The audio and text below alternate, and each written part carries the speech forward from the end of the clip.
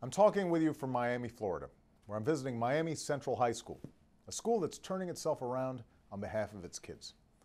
I came here with Jeb Bush, former governor of this state, because he and I share the view that education isn't a partisan issue.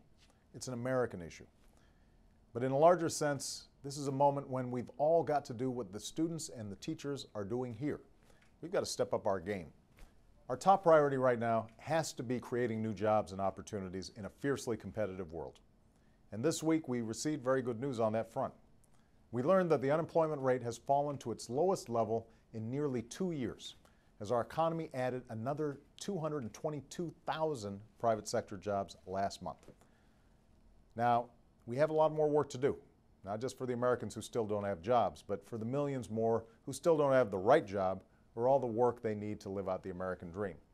But the progress we're seeing says something about the determination and ingenuity of our people and our businesses.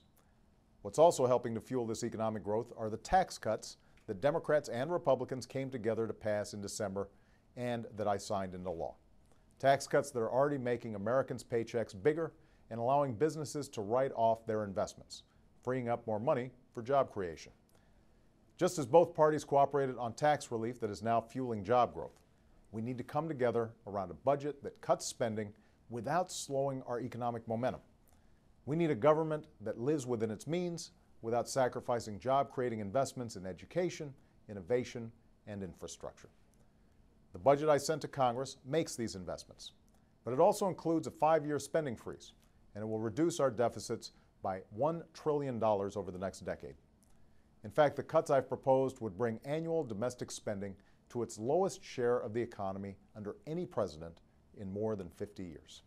Over the last few weeks, members of Congress have been debating their own proposals, and I was pleased that Democrats and Republicans in Congress came together a few days ago and passed a plan to cut spending and keep the government running for 2 more weeks. But we can't do business 2 weeks at a time. It's not responsible, and it threatens the progress our economy has been making. We've got to keep that momentum going.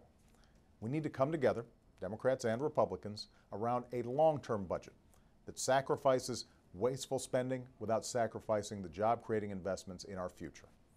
My administration has already put forward specific cuts that meet congressional Republicans halfway, and I'm prepared to do more. But we'll only finish the job together by sitting at the same table, working out our differences, and finding common ground.